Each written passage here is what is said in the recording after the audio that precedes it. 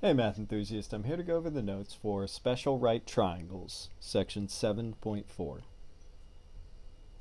Now, before we get to the two cases of special right triangles, what I want to review is radicals and rationalizing the denominator. So just to review, if you're multiplying a radical by itself, so radical 3 times radical 3 will result in radical 9, and radical 9 or square root of 9 equals 3. So this property will be used when rationalizing the denominator. So what exactly do I mean by that? Let's take a look at example 1. The problem with this fraction is that there is a radical or a square root in the denominator. All right, we do not want that. We want a whole number in the denominator. So what I'm going to do is I'm going to multiply this fraction by something. Now the thing is, if I multiply it by 1, nothing is going to change. The value is going to remain the same. So instead of writing 1, let's jot down radical 2 over radical 2. Okay, so essentially I'm just multiplying it by 1 because radical 2 over radical 2 equals 1. Now if you recall, when you're multiplying fractions, you're multiplying straight across. So it's 5 times radical 2, and in my denominator it is radical 2 times radical 2.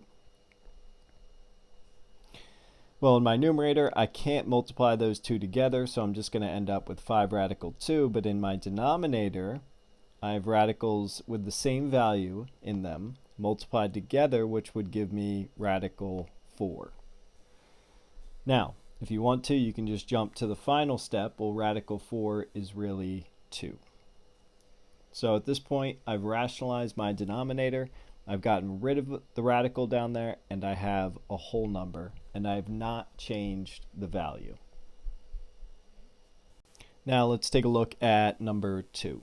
So the issue is we have radical 3 in the denominator, so I'm going to multiply my fraction by radical 3 over radical 3.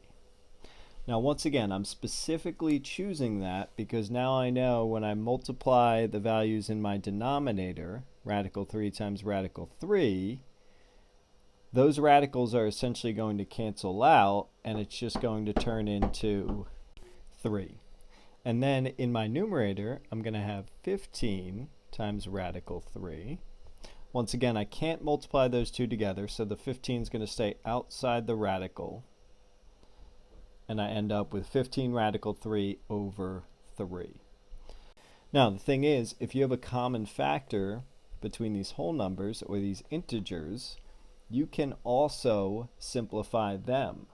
So think about your fraction as being 15 over 3 times radical 3. Well, that 15 over 3 can be simplified. So that's going to turn into 5. And I still have my radical 3. So there's my final answer. Now, for this last example, it looks like I have radical 5 over radical 20. There's a couple different ways to solve this one, but let's stick with the same method that I used for 1 and 2. So I'm going to multiply my fraction by 1, essentially, and I'm going to choose to write that as radical 20 over radical 20. Once again, I'm specifically choosing this value because then when I multiply the values in my denominator, radical 20 times radical 20, it's going to end up being just 20 down there. Now in my numerator, I have two radicals. So it's radical 5 times radical 20.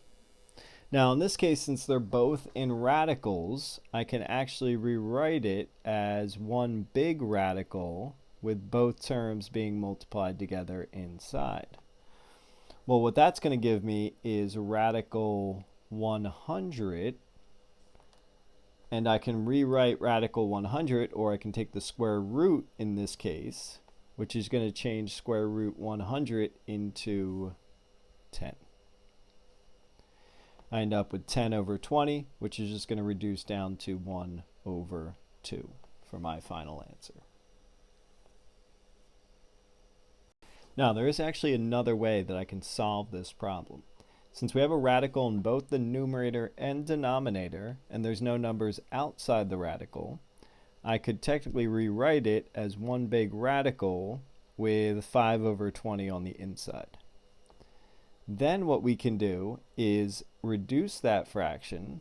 5 over 20 really reduces down to 1 over 4. And then what I can do is split up the radical again in the numerator and denominator. Now, square root of 1, that's just going to give me 1. Square root of 4, that's just going to give me 2. Now, that's a method you can use later when dealing with radicals. What I'm really concerned about now is just rationalizing the denominator for these problems. So that's where I'm multiplying by radical 2 or radical 3 to get that radical out of the denominator.